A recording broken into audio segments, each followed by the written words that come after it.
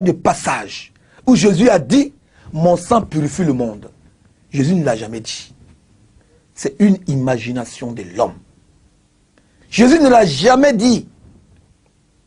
Ce que Jésus a dit, eux-mêmes ils ont écrit que Jésus a dit dans Matthieu 5, à son verset 17, il dit « Ne pensez pas que je sois venu pour abolir ou supprimer les prophètes, mais je suis venu pour accomplir ce qui a été écrit de moi. » Donc, depuis la Genèse jusqu'à l'Apocalypse, un seul trait de la Bible ne doit être effacé, selon Jésus, selon ce que vous avez écrit.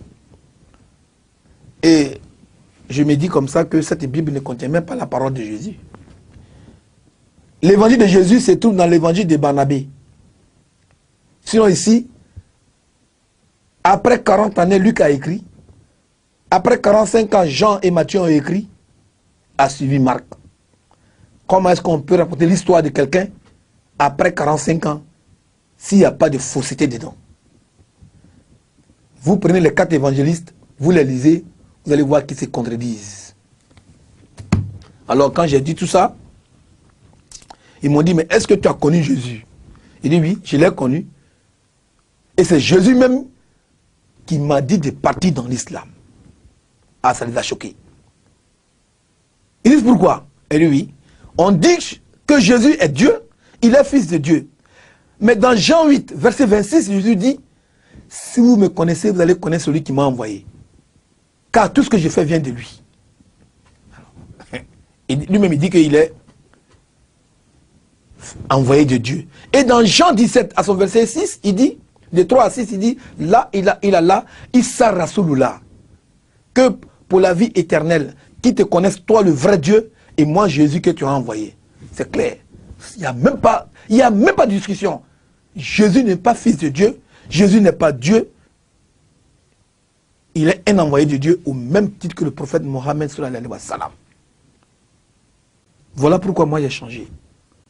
Voilà pourquoi j'ai accepté l'islam. Voilà les gens qui m'ont fait devenir musulman.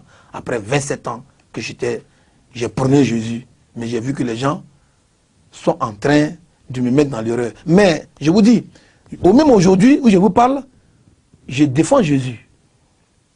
Parce que c'est un envoyé de Dieu. Je le défends. Je ne permets pas que quelqu'un dénigre Jésus. Non, je ne veux pas. C'est pourquoi, là où on parle mal de Jésus, alors je fais face. Et j'attaque.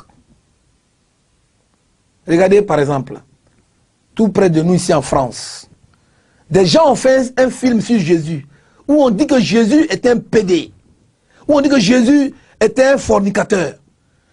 Nos frères chrétiens, eux-mêmes heureux d'aller voir ce film, ont sorti de l'argent pour aller voir ce film, subhanallah. Et celui qui a tenu le film de Jésus de Nazareth, c'est le même auteur qui a tenu ce film-là.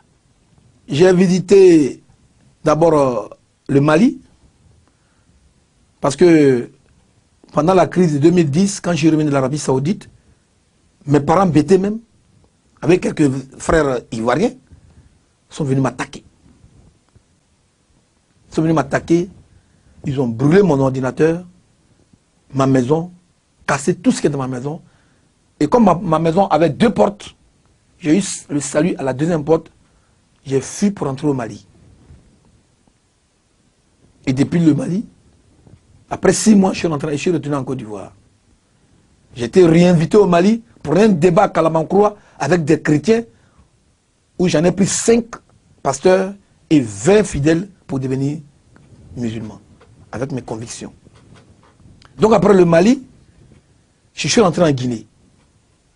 Je suis allé à Dakar, au Sénégal. Je suis allé au Niger, Ghana, Togo, Bénin, Nigeria, avant que je ne vienne au Burkina. Mais quand je vais dans ces pays, mes frères musulmans sont très heureux de me voir. Ils m'accueillent comme si j'étais né dans l'islam. Ils m'accueillent comme leurs propres frères. Je vous jure, mes frères, je ne regrette pas d'être musulman, bien que je n'ai pas de salaire. Quand je suis arrivé au Ghana, les Ghanéens ont bloqué un mois plein. Ils m'ont dit que tant que le mois de carême n'est pas fini, tu ne retournes pas en Côte d'Ivoire.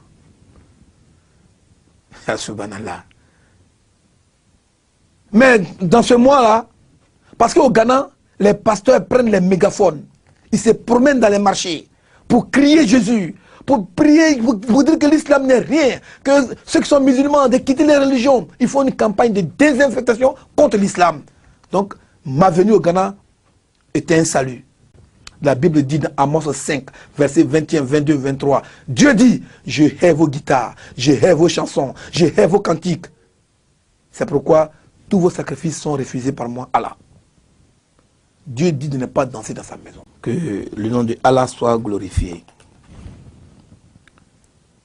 Ce mois-là était un grand mois. Un très très grand mois. Dieu nous a donné 11 mois gratuits de faire ce qu'on veut, de l'adorer, de marcher vers lui, de nous amuser quelquefois. Et ce seul mois-là, il nous le donne pour que nous puissions purifier d'abord notre corps par le jeûne. Pour que nous puissions regretter nos péchés et nous rapprocher de Allah. Je souhaite que ce grand mois du Ramadan soit un mois de purification pour tous les frères musulmans du monde entier.